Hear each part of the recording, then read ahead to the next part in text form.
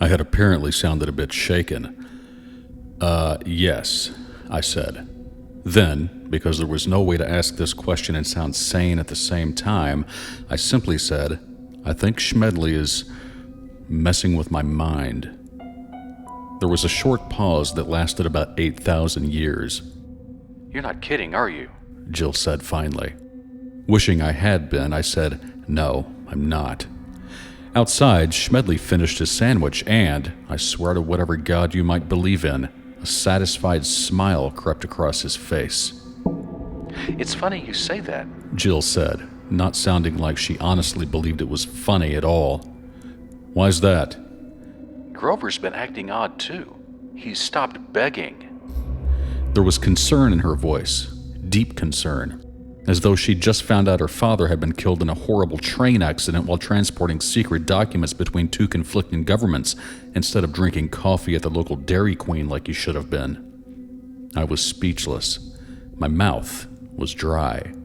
Grover, a nervous miniature dachshund with a slight gas problem, had stopped begging.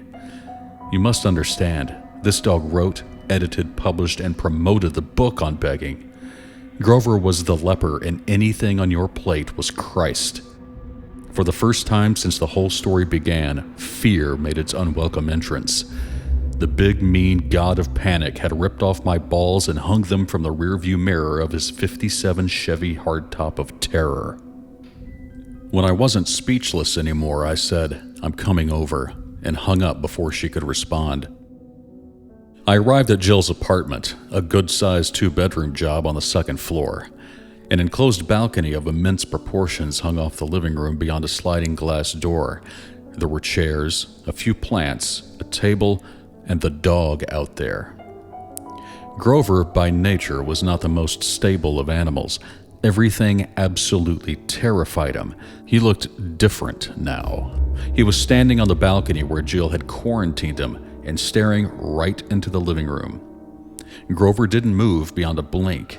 An ambulance sped by with its sirens wailing, and the dog, usually driven under a table by a loud sigh, did not move. I stood, looking down at the little dog beyond the glass with my hands in my pockets. Sure looks like Grover, I said. Sort of.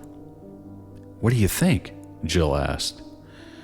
I shrugged, then reached over and pulled the drapes across the sliding glass door. The dog's body did not move, but his eyes followed my hand. Even though he was out of sight now, I had the feeling he hadn't gone anywhere.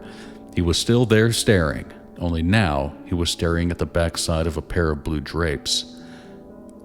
Maybe it's some sort of dog disease, like rabies or something, she said, producing a cigarette from a small desk drawer and lighting up. Maybe. I don't know much about dog diseases, but I've never heard of anything like this. I went to take a sip of my beverage and heard something. Looking up at Jill, I could see by the look on her face that she had heard it too. Was that a howl? She asked carefully. It was. Grover was howling, loudly. I stood up and went to the blinds. I parted them. Grover stood in the same spot, the same blank expression on his face, still staring at the outside of the glass door. Grover was howling. He didn't crane his neck back or set himself on his haunches. The howl just came out. Then he backed up, slowly. I could tell what he was about to do. The dog stood no higher than my ankles, but I knew exactly what he was about to do, and that somehow, in his odd state, he could do it. "Help me," I pleaded, running to the coffee table and lifting one end. "What is it?" she said, terror rising in her voice. "Just help me." We hoisted the coffee table off the floor and stood it up in front of the blinds covering the sliding glass door. Another came from the balcony, and we backed up apprehensively. "He's coming," I said calmly. Then it happened. The sound of little claws clicking speedily against the balcony's tile flooring as the dog ran. The sound of shattering glass as he burst through the door. Then a dull thud as his little 5 inches in diameter head smacked against the coffee table, sending a shiver through the blue blinds. The coffee table wiggled slightly. A subtle whine emerged from the other side.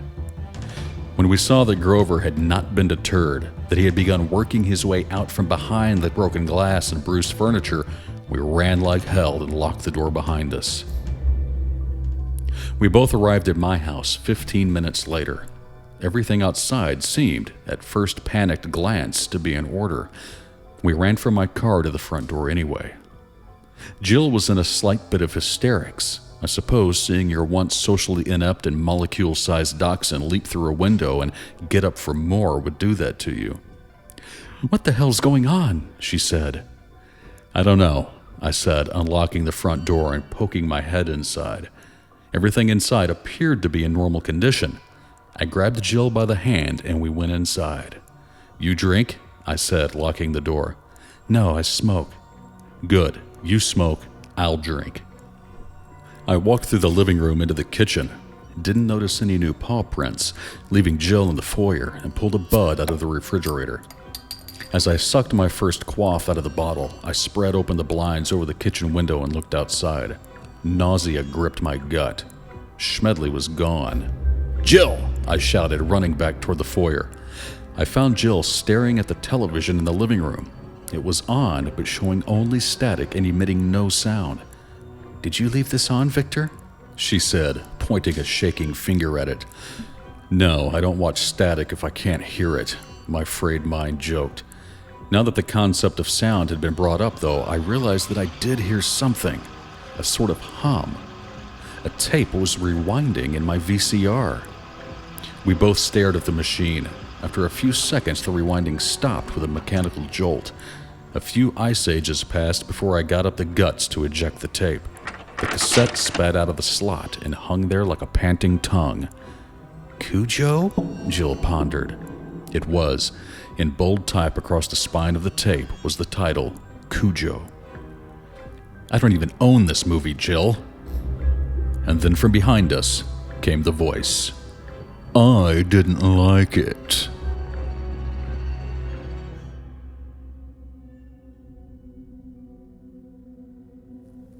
This concludes Part 2 of Schmedley.